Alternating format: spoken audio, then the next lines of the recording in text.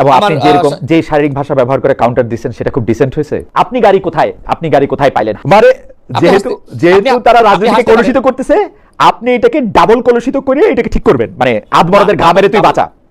না, ডাবল কলুষিত না। দেখেন, তারা এই ধরনের বক্তব্য আচরণের মাধ্যমে তারা আসলে রাজনৈতিক ভারসাম্যহীনতা সৃষ্টি করতেছে।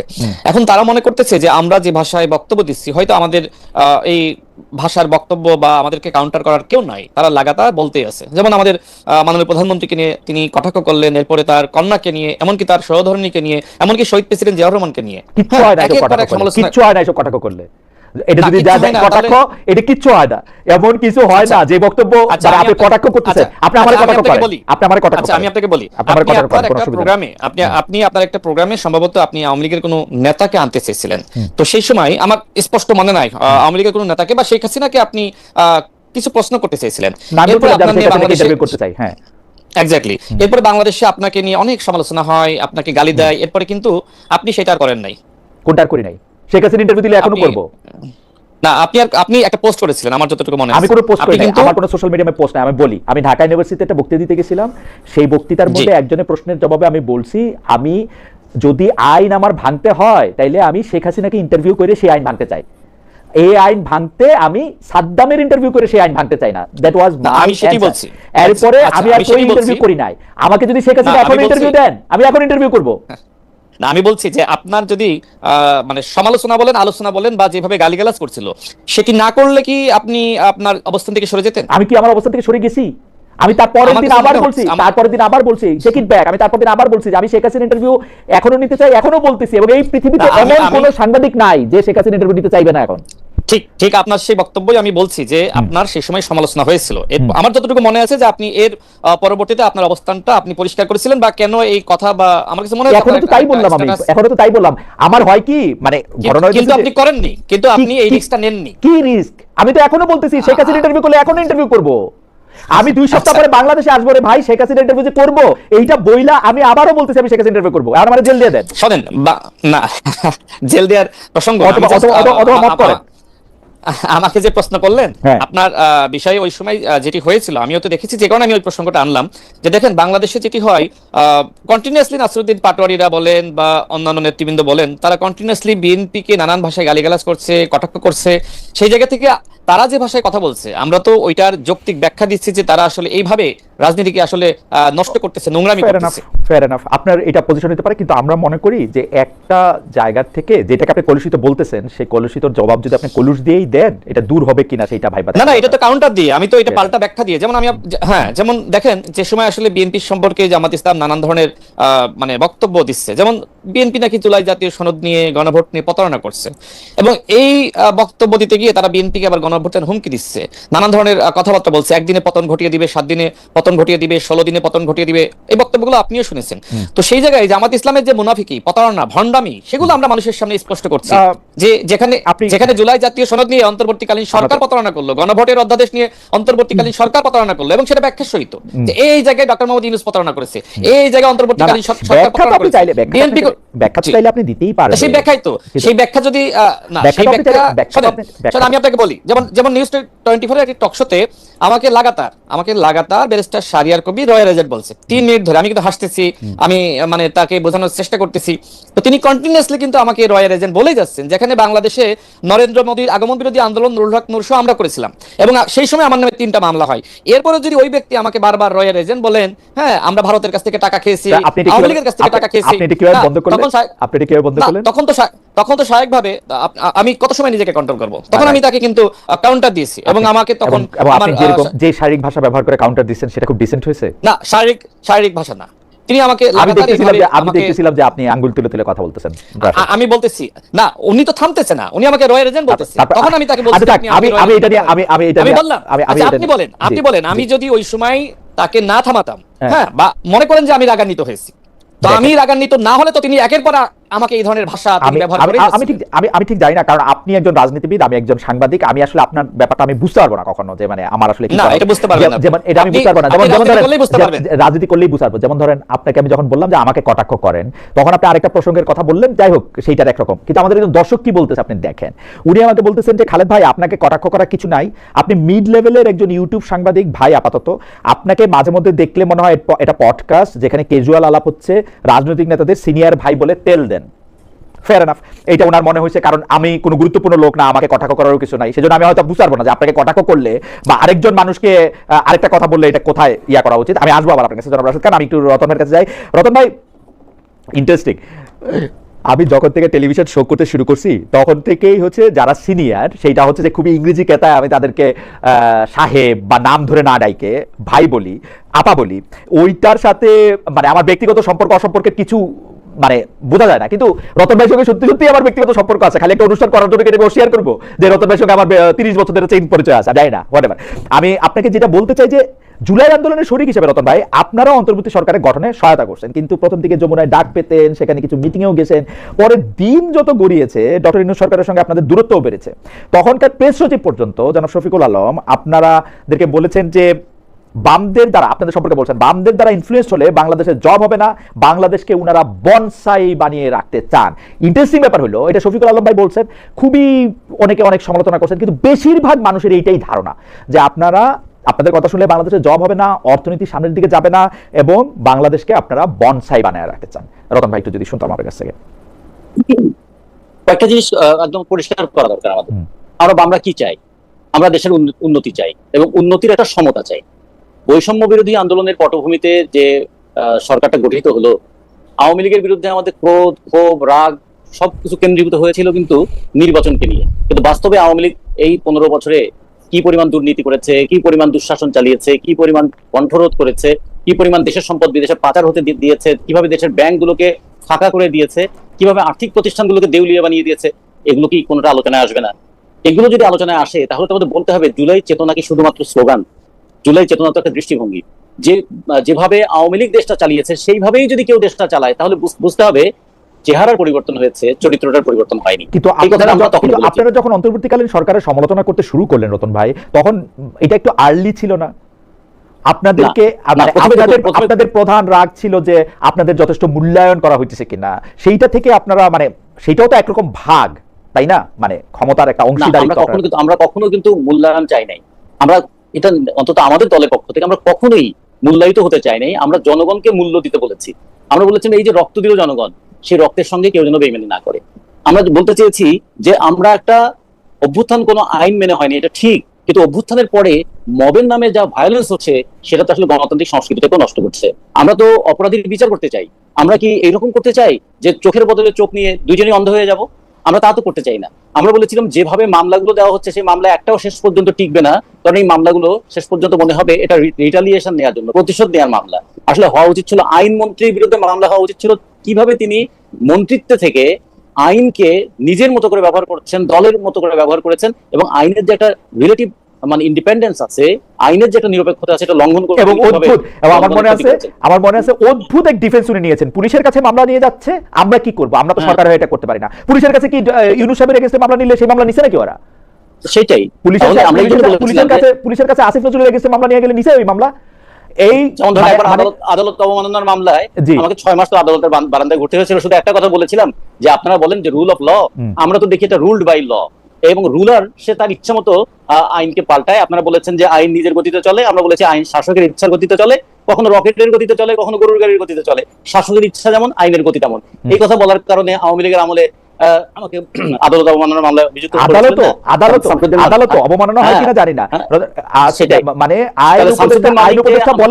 আইন উপদেষ্টা ডক্টর আসিফ নজরুল বিশ্ববিদ্যালয়ের শিক্ষক, উনি গিয়া বলেন যে পুলিশ সব কষ্ট করে ধরে আনে, আপনারা জামিন দেওয়ার সময় লক্ষ্য করে খেয়াল করে দিবেন। এটা আবার উনি পরে জাস্টিফাই করে যে এটা তো জুরিসপ্রুডেন্সই আছে, এটা তো ইয়াতেই আছে। তো জুরিসপ্রুডেন্স আপনি জানেন, যারা বিচার করতে বসে তারা জানেন না, আপনি শিখিয়ে দিতে হবে জুরিসপ্রুডেন্স।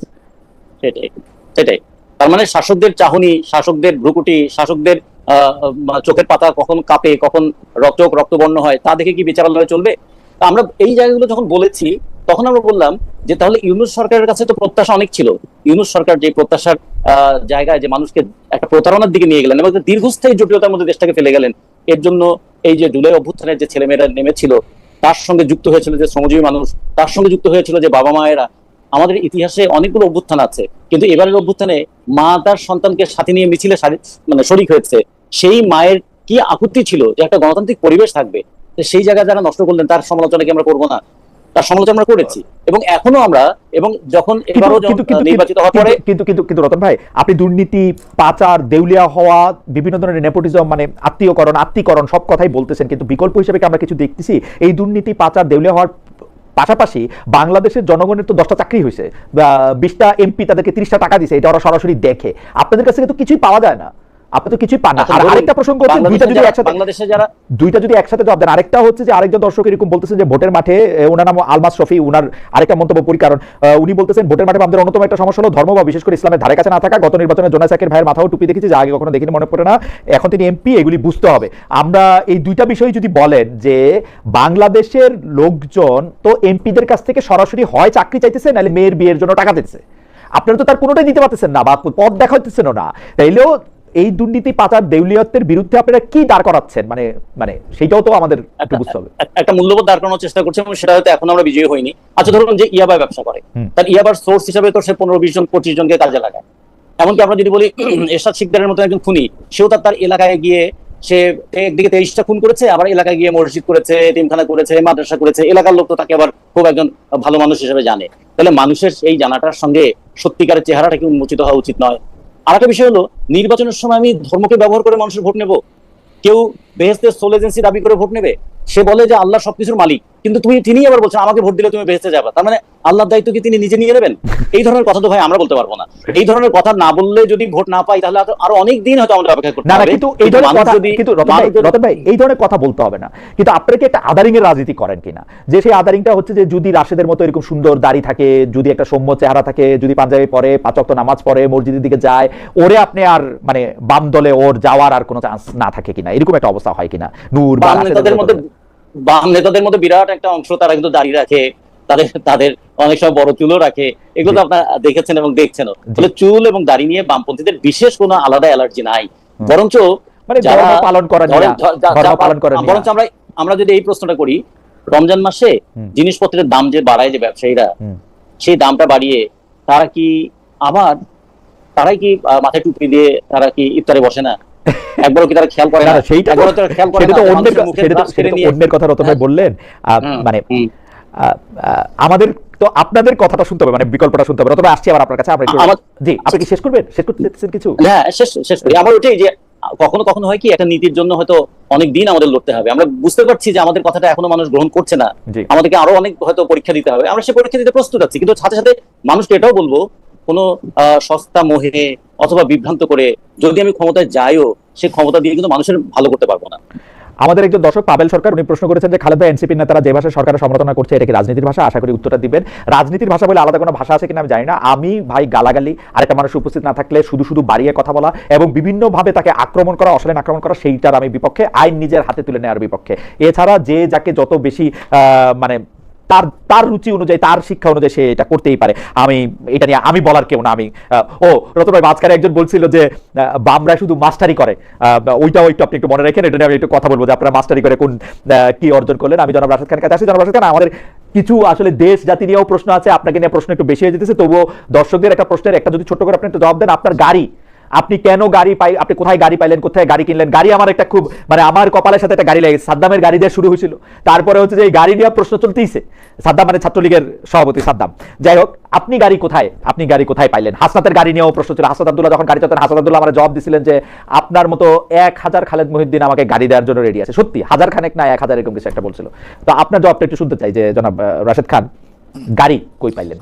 আচ্ছা, এখন তো আমাকে সরকারের গাড়ি, সরকারের গাড়ির আগে আচ্ছা, নিশ্চয় আপনার খেয়াল থাকবে যে ইন্টারিম গভর্নমেন্টের সময় নুরুল হক নূরের উপর, আমাদের উপরে গণ অধিকার পরিষদের কার্যালয়ের সামনে হামলা হয়েছিল এবং সেই হামলা প্রশাসনের একটি অংশ জড়িত ছিল এবং জাতীয় পার্টির সাথে গণ অধিকার পরিষদের যে সংঘর্ষ সেটিকে কেন্দ্র করে নুরুল হক নূর ব্যাপকভাবে আক্রান্ত হয়েছিল। এরপরে গণ অধিকার পরিষদের একজন নেতা, তিনি ব্যবসা করেন, কেন্দ্রীয় সহসভাপতি, তার নাম জাহিদুর রহমান।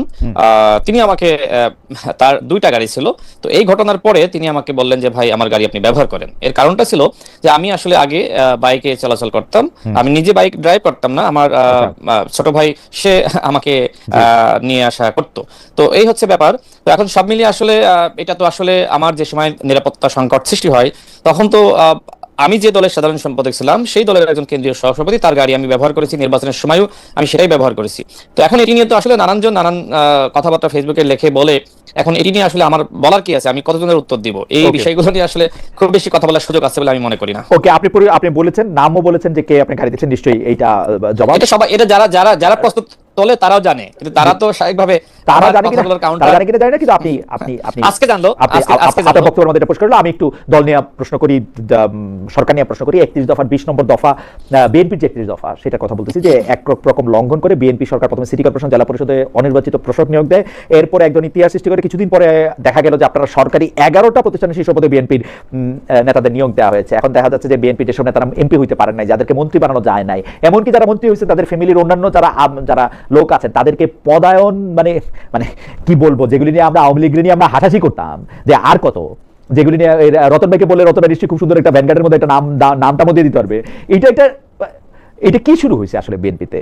মানে অনির্বাচিত প্রশাসক, এই তারপরে সরকারি প্রতিষ্ঠানে নিয়োগ দেওয়া, এগুলি কি?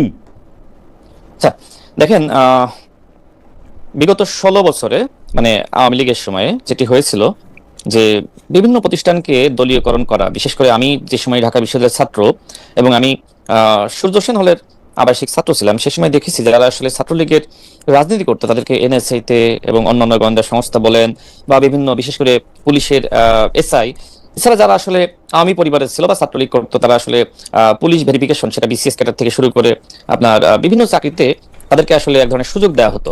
অর্থাৎ 16 বছরে, শেখ হাসিনার 16 বছরে প্রশাসনকে এক ধরনের দলীয়করণ করা হয়েছিল। আচ্ছা, এরপরে অন্তর্বর্তীকালীন সরকারের 18 মাসে যেটি হলো, যেহেতু আসলে অন্তর্বর্তীকালীন সরকারের 2-1 উপদেষ্টা, তাদের সাথে তো আমাদের সম্পর্ক যোগাযোগ ছিল এবং আমাদের নিজেদেরও কিছু লোকজন, মানে পরিচিত লোকজন সরকারের আশপাশে তো ছিল। নানানভাবে যতটুকু আসলে জানতে পেরেছিলাম, এছাড়া আসলে যারা সমন্বয়ক ছিল, ছাত্র উপদেষ্টা ছিল, তাদের সাথে তো সম্পর্ক ছিল।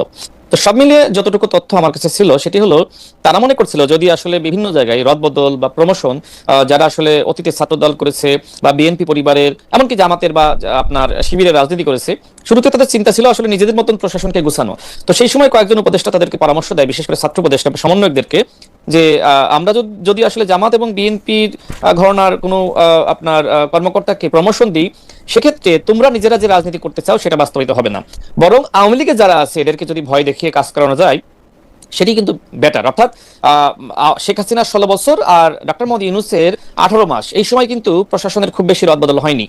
আচ্ছা, নির্বাচনের পরে বিএনপি ক্ষমতায় এসেছে। এখন বিএনপি আসলে আমার কাছে মনে হয় যে এক ধরনের কনফিউশনের মধ্যে থাকা খুব স্বাভাবিক, যেহেতু যেখানে অন্তর্বর্তীকালীন সরকারের প্রধান উপদেষ্টা বা সরকারের উপরে দায়িত্ব ছিল প্রশাসনকে ঢেলে সাজানো, সেই কাজটি করতে সক্ষম হয়নি। সুতরাং এখন সরকার পরিচালনা করার জন্য এক ধরনের বিশ্বস্ততা, সেটি অত্যন্ত প্রয়োজন আছে। সেই জায়গা থেকে আপনার বিভিন্ন জায়গায় প্রশাসক নিয়োগ দেওয়া বলে, আমি দুইটা জিনিস জনাব রাশিদ খান, এই লাইনটা শেষ করি।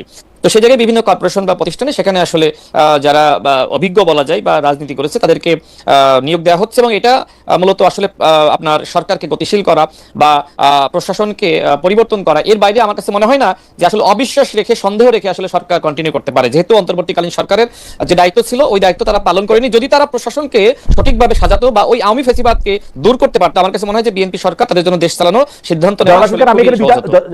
আমি দুইটা কথা বলতে চাই যে সরকারের প্রতি যে আপনারা বিশ্বস্ততা দেখতে চাইতেছেন, এই বিশ্বস্ততা থেকেই আসলে এক ধরনের ফ্যাসিবাদের উৎপত্তি হয়, এবং এই রকম বিশ্বস্ততার কথা বলেই আওয়ামী পরিবার ডিএনএ পরীক্ষা করা, এগুলি বলেই কিন্তু বিভিন্ন জায়গায় বিভিন্ন লোককে নিয়োগ দেওয়া হয়েছিল। আর দ্বিতীয় কথাটা যেটা আমি আপনাকে বলতে চাই যে অন্তর্বর্তী সরকারের, আপনার কথা শুনলে মনে হয় যে অন্তর্বর্তী সরকার শুধু ছাত্রনেতাদের বা জামাতের কথায় উত্তবস্ত, কিন্তু আমরা অন্তর্বর্তী সরকারের নিরাপত্তা উপদেষ্টার পররাষ্ট্রমন্ত্রী হইতে দেখি, আমি অন্তর্বর্তী সরকারের অ্যাটর্নি জেনারেল আইনমন্ত্রী হইতে দেখছি, আমি অন্তর্বর্তী সরকারের প্রেসিডেন্ট এতদিন পর্যন্ত বিএনপি প্রেসিডেন্ট ছিল। মানে অন্তর্বর্তী সরকারের দেখায় দেওয়া লাইনে যেদিন তারেক রহমান ইলেকশন করতে বলছে সেদিন ইলেকশন দিয়ে আসলো। মানে সরকার প্রধান গিয়া একটা দলের নেতার লগে লন্ডনে গিয়ে দেখা করে আসে। আমি তো অন্তর্বর্তী সরকারে দেখি যে বিএনপির মানে অগ্রবর্তী দল ছিল, যে হচ্ছে বিএনপির জন্য পথ পরিষ্কার করতে করতে আসছে। আচ্ছা, আমি বলি এই বিষয়ে। দেখেন শুরুতে যেটি হয়েছিল, ডক্টর মোহাম্মদ ইউনূস চেয়েছিল যে এনসিপি এবং জামাত ক্ষমতায় আসুক আর বিএনপি অপোজিশনে, মানে আওয়ামী লীগের যেভাবে ভেনিশ হয়ে গেছে বিএনপিকেও সে ভেনিশ করতে হবে। এবং এখনকার সময় যদি তাদের বক্তব্য খেয়াল করেন, এখন কিন্তু এটি তারা বলছে যে আওয়ামী লীগকে ওয়াশ আউট করেছে, এখন বিএনপিকে ওয়াশ আউট করতে হবে, এনসিপি নেতৃবৃন্দ, জামাতের নেতৃবৃন্দ এই ধরনের ভাষায় তারা কথা বলছে। অর্থাৎ বিএনপিকে মাইনাস করার একটি প্ল্যান কিন্তু অন্তর্বর্তীকালীন সরকারের কিছু উপদেষ্টা এবং কিছু খলনায়ক বলেন বা ১/১১ যারা আসলে এক ধরনের বলা যায় সুবিধাভোগী, তাদের একটা প্ল্যান ছিল এবং সেই প্ল্যানটা বিএনপিও জানে, আমরাও জানি।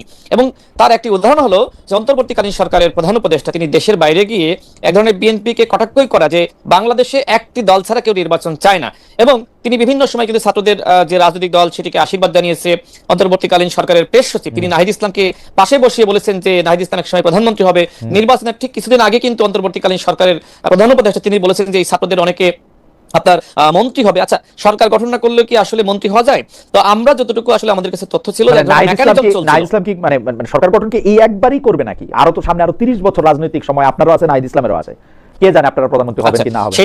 সেটা পরের প্রশ্ন। কিন্তু ওই যে আমি বললাম, যেহেতু রাজনীতি করি, আমার কাছে তথ্য ছিল, তথ্যের ভিত্তিতে আমাকে কথা বলতে হয়েছে। আমার কাছে মনে হয়েছে বিভিন্ন তথ্যপাত্র বা অনুসন্ধান করে যে অন্তর্বর্তীকালীন সরকার মূলত বিএনপির বিরুদ্ধে এক ধরনের চক্রান্ত করছে। তো একটা পর্যায়ে যেটি হয়েছিল, আমি 3 জন উপদেষ্টার নাম বলি, আপনি ঢাকা বিশ্ববিদ্যালয়ের শিক্ষক আসিফ নজরুল স্যার এবং সালেউদ্দিন আহমেদ স্যার এবং ওয়াহিদুদ্দিন মাহমুদ, যে সময় আসলে ডক্টর মোহাম্মদ ইউনূস আসলে বিএনপির ব্যাপারে নেতিবাচক ছিল, তো তারা 3 জন আসলে ডক্টর মোহাম্মদ ইউনূসকে বোঝায় যে আপনি কেন আসলে এমন ভাবতেছেন, আপনি লন্ডনে তো আপনার সফর আছে, আপনি তার সাথে একটু সাক্ষাৎ করে দেখেন যে সে মানুষ হিসেবে কেমন, তার সাথে কথা বলেন। সেই জায়গা থেকে সেখানে আসলে আলোচনা হয়েছে। আমার কাছে মনে হয় না যে সেখানে আসলে নির্বাচনের কোনো তারিখ ঠিক হয়েছে, এবং এটি ডক্টর মোহাম্মদ ইউনূস নিজেও বলে নাই, বরং ডক্টর মোহাম্মদ ইউনূসের বক্তব্য বিশ্লেষণ করলে সবসময় মনে হয়েছে তিনি জামাতের পক্ষে বলছেন, তিনি এনসিপির পক্ষে বলছেন, এবং বিএনপিকে তিনি আসলে পছন্দ করতে পারছেন না।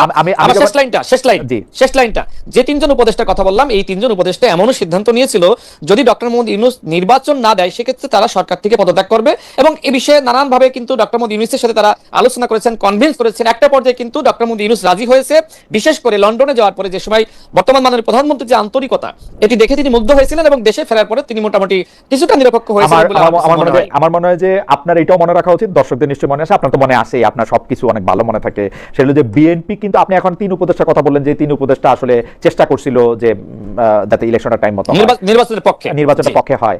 বিএনপি নির্বাচনের বিপক্ষে যে নির্বাচনের পক্ষে না, নির্বাচনটা যাতে হয়, এই তো বিএনপি যেই 3 জনকে মানে নির্বাচনের বিপক্ষে বলে চিহ্নিত করছিল, পদত্যাগ দাবি করছিল, তার একজন কিন্তু বিএনপির মন্ত্রী। এখন কোথাকার পানি কোথায় গড়াইতেছে, আমরা যে কারে বিশ্বাস করব? আপনারা পলিটিশিয়ানদের কথা আমরা একটু বিশ্বাস করবো কিনা? খলিলুর রহমানের পদত্যাগ চাইছিল বিএনপি, খলিলুর রহমানের নিয়োগ করা হয়েছে দেখে তারা আন্দোলন করছিল, এখন খলিলুর রহমান হয়ে গেল তার মন্ত্রী। মানে বাংলাদেশে আর কোনো পররাষ্ট্রমন্ত্রী নাই।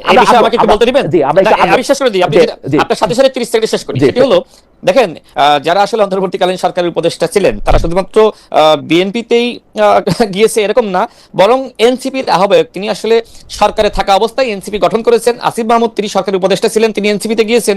তো এটা যার যেটি ভালো লেগেছে, কেউ এনসিপি করছে, কেউ বিএনপি করছে। এখন পররাষ্ট্র উপদেষ্টা তিনি, আমি যতটুকু জানি, মানে আমি এক লাইন হইছে, আপনি পরে আবার আমাকে বললেন, আমি একটা অন্তর্বর্তী সরকারের আমি একজন নিরাপত্তা উপদেষ্টা, যে পদই ছিল না সেই পদের মধ্যে আমি এখন আসি। আমার বিরুদ্ধে বিএনপি একটা অভিযোগ করেছিল, আমি পতাকাওয়ালা একটা গাড়িতে ওই শপথ অনুষ্ঠানে গেলাম, আবার পররাষ্ট্রমন্ত্রী হয়ে ওই দলের ফেরত আসলাম। এই ঘটনা খুব স্বাভাবিক মনে হয়, মানে খুব মানে সাধারণ। বিএনপির সাথে আলোচনা হয় নাই খলিলুর রহমানের তারেক সাহেব ওইখানে বলছে, ভাই আপনি কি মন্ত্রী হতে চান?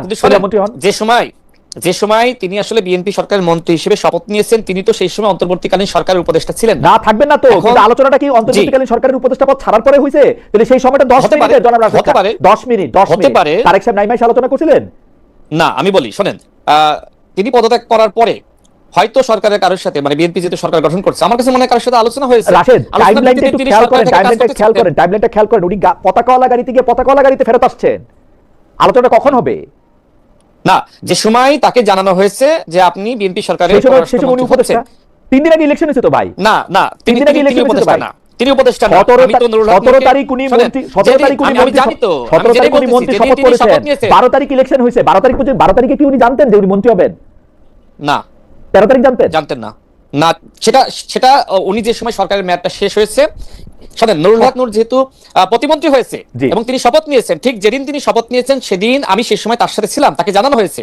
ঠিক একইভাবে ডক্টর খলিলুর রহমান, আমি যতটুকু জানি যে তিনি যে সময় আসলে অন্তর্বর্তীকালীন সরকারের দায়িত্বে আর নাই, সেই সময় তিনি আসলে, আমার কাছে আমি যতটুকু তথ্য আছে যে তিনি আসলে সরকারে আসলে কাজ করতে চেয়েছিলেন, এবং তার যে অভিজ্ঞতা এবং অন্তর্বর্তীকালীন সরকারে তার যে অভিজ্ঞতা সব মিলিয়ে বিএনপি সেই সময় সিদ্ধান্ত নিয়েছে, ঠিক আছে, যেহেতু তিনি আসলে এই বিষয়ে আমরা সেক্ষেত্রে তাকে কাজে লাগাতে পারি। না জনাব রাশেদ খান, আপনার বক্তব্য আপনি বলেছেন, আমি এখন একটু আমার বক্তব্য তো আমি দিব, আপনার জি আপনার বক্তব্য আপনি বলেছেন, আমরা শুনেছি। জি রাশেদ, জনাব রাজিকুজ্জামান রতন, আমি আজকে জনাব ফরাদ মাজারের একটা লেখা পড়ছিলাম, উনি ফেসবুকে লিখতেছেন যে আপনারা যে ৭২-এর সংবিধানের প্রতি পক্ষপাত দেখান, আপনারা যে মার্কিন চোখে সন্ত্রাসবাদ বিবেচনা করেন, আপনাদের সেকুলার বয়ান মানে যে ইসলামপন্থীদের বিরোধিতা, এইগুলি নিয়ে তিনি কিছু প্রশ্ন তুলেছেন। আপনি যদি একটু সংক্ষেপে বলতেন, আমরা একটু শুনতাম। জনাব রাশেদ, আপনাকে কি বের হয়ে যেতে হবে নাকি আপনার কাছে আর ৫-৭ মিনিট সময় আছে? যদি আর কিছু প্রশ্ন থাকে আপনি আমাকে একটু আগে সুযোগ দিয়ে